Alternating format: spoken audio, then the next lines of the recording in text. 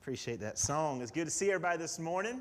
Hope you all are having a wonderful weekend. I invite you to open your copy of God's Word with me today. We're going to be in the book of Philemon. As we get started, I just want to say another word. No, we are praying for you. We're excited about this opportunity. And as Ryan said, we think that missions is so important here. It has long had a very special place in the heart of the people here at Kings Lake Baptist Church. And so we're excited. We're praying for you as you prepare for this big trip in your life, praying that God will just continue to bless and prepare you in hearts around you. Church family, we are blessed with a lot of opportunities.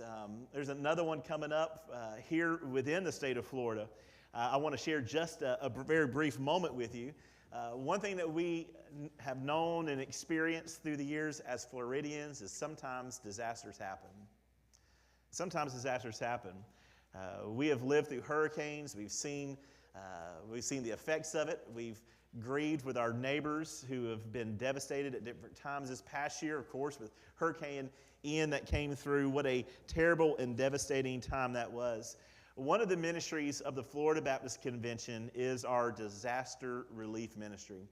This is a ministry that's been going on for many years. Some of you in this room today have served with the Florida Baptist Disaster Relief Teams.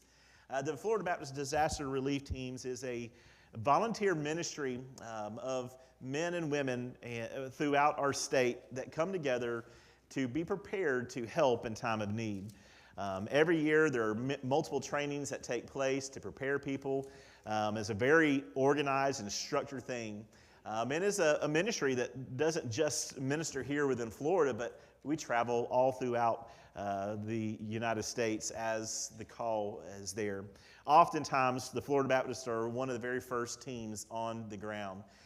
With the arm of obviously the Florida Baptists, but disaster relief throughout our Southern Baptist Convention to help financially support that. And so one thing that we take serious with that is our call to be prepared. You never know when disaster could happen. You never do know. And so we have a series of trainings, and I just want to put that out there today that if you have an interest in that, if you would like to learn more about disaster relief, how you could potentially be a part of this important ministry, I invite you to come see myself or Brother Danny Luke after service. He could share a little bit about that with you. There is a training coming up, not this coming Saturday, but the following on May 20th in Lake City. And we're going to get some more information. If you would like to know about that and be a part of that, come see me, and we will connect you there. A wonderful ministry that sees many lives impacted every single year. All right. Well, we're going to be in Philemon today. Today we conclude a 2-week study through this book of Philemon. Again, it's a very short book, a book not written in chapters, but in verses. The book of Philemon, you could say, is really a book about reconciliation. Is a book about reconciliation. I realize that's a rather large word.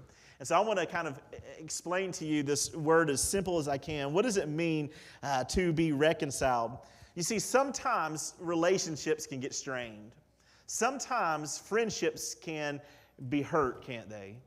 Maybe it's a hurtful word that is spoken, or someone does something mean, or perhaps it is someone who betrays another person. When these things happen, what does it do? It creates a strain and a tension within that relationship. You know, we hope that we can be a people who work through those and forgive, but sometimes relationships are broken. We see this with friendships.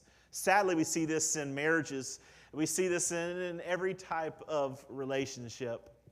Sometimes relationships can be broken.